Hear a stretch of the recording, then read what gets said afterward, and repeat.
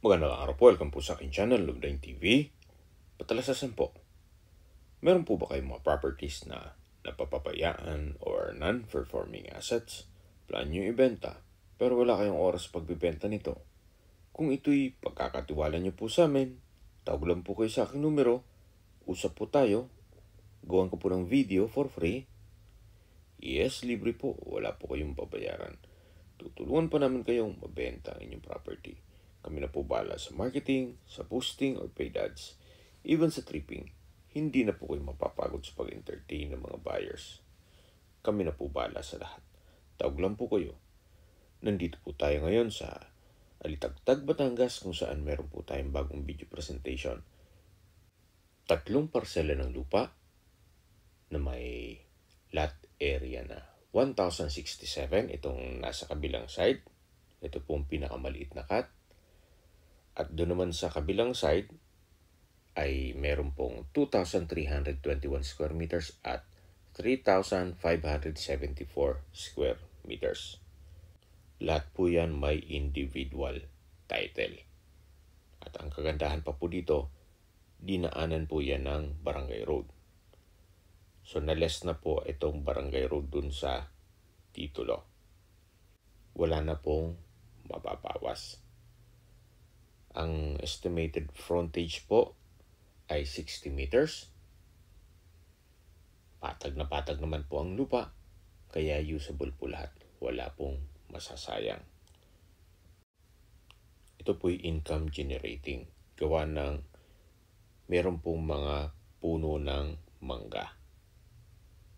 Nakikita niyo po dito po sa isang parsela ng lupa, mga 10 puno ng mangga. At sa kabilang parsela ng lupa naman ay mga nasa 60 mango trees, more or less.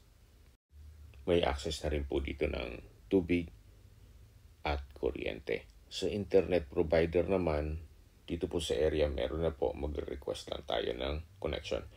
Ito po yung frontage na tinutukoy ko sa inyo. Napaganda po, along two-way cemented barangay road. Ang kagandahan po dito sa property, kung magla-land banking muna kayo, ito po yung nagayat na sa 3 parsela ng lupa. Ito pong napwestuhan natin ay yung 1,067 square meters. Then doon naman sa kabila ay yung 2,321 square meters at katabi lang po noon ang 3,574 square meters. May individual title na po. Kaya kung sakali man na hanap nyo 3 parsela ng lupa na magkatatabi, meron man po yung mga kamag-anak, kaibigan o kapatid na gusto nyo magkatabi kayo, ito na po yung hinahanap nyo. Napakatahimik po ng lugar, sariwang hangin, at malamig po ang klima. Ito po yung nasa mataas na lugar. Ang estimated elevation above sea level ay 820.3 feet. Maganda pong gawing retirement place din po ninyo ito. Dito po sa kabila ay gawa ninyo ng bahay bakasyunan. At doon naman sa kabilang side, yung 2 parsela ng lupa, pwede nyo na pong i-resale. Mas malaki po ang kita sa land banking kaysa natutulog ang pera nyo sa bangko. Yan man po yung opinion ko lang naman. Depende pa rin yan sa inyo kung ano man ang assessment nyo dito sa property. Mula po dito sa gitang parte ng lupa ay matatanaw nyo na po ang barangay road. At yung natatanaw nyo po na kabilang lupain, yan naman po yung 2 parsela ng lupang binibenta. Linawin ko lang po, si owner po ay binibenta itong property as a whole na may total lot area na 6,962 square meters. Ayaw niya pong ibenta na bukod itong 1,067. Kaya kung bibilihin niyo po, pati yung 2,321 at 3,574 ay kasama po. Hanggang dito po sa may poste ang property line.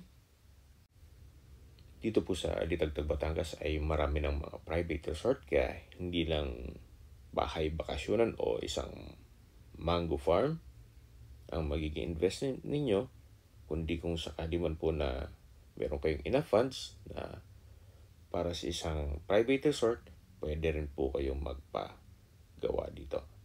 Ito po yung kabilang parsela ng lupa. Ganun din po, patag na patag at punong-puno po ito ng puno ng mangga. Kaya po nang sabi ko sa inyo kanina, ito pong property ay dinaanan ng barangay road. Nagayat na po ito sa 3 parsela ng lupa at meron pong individual title. Yun nga lang, binebenta ito ni owner as a whole property na 6,962 square meters. Pasensya na po kung inudit ko naman, para po yan sa mga nag-skip po ng video. Habang pinagmamasdan niyo po itong 2 parsela ng lupa, pag-usapan na natin ang distance, location at travel time. Mula po sa National Road, ang distance is 1.5 kilometers at ang travel time is 5 minutes. Doon po sa National Highway ay meron pong regular trips ng bus na mula Manila to Lemery, vice versa. Kaya ito po ay accessible ng public transportation. Ito pong property ay in between Cuenca at Alitagtag.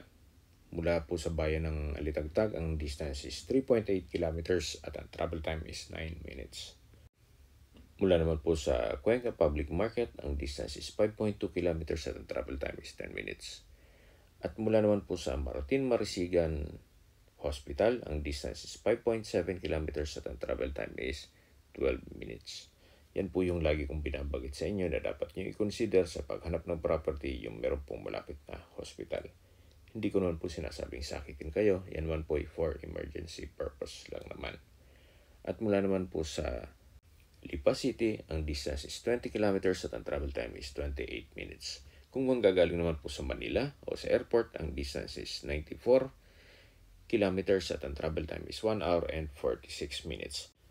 Dito po yung 2,321 square meters at katabi lang nito yung 3,574 square meters. Ito pong baka ay hindi po kasama yan. So, ang property line ay yung may puno ng nyog. Papunta na yan hanggang dun sa dulo. Habang naglilibot po tayo at nagmamasdan nyo po, ito pong kapaligiran, pag-usapan na natin ang presyo nito. Binebenta po ito ni owner sa halagang 1,200 pesos per square meter.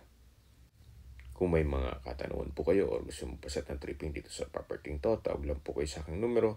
At sa mga kababayan naman natin nasa ibang bansa, meron po akong Telegram. Sa mga iPhone user man, may iMessage.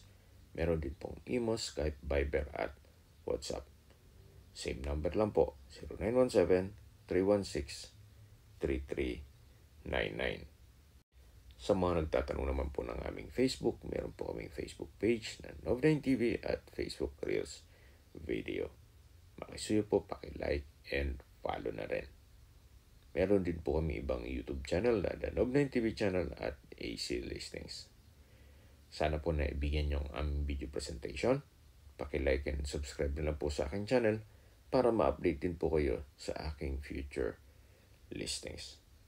Kung sakali po hanap nyo mas malaking sukat ng lupa o di kay resort o rest house, commercial lots, meron din po kami ibang listings na pwede nyo pagpilian. Huwag po kayong mag-atubiling tumawag sa amin, then let us know your budget para malaman namin kung anong property pwede namin i-alok sa inyo. Sa lahat pong viewers, subscriber at nagtiwala po sa amin, salamat po sa suporta. Ingat po kayo lagi at yung pamilya. Maraming salamat po. Meron pong lumang structure dito. Yan naman po ay hindi kasama sa bentahan.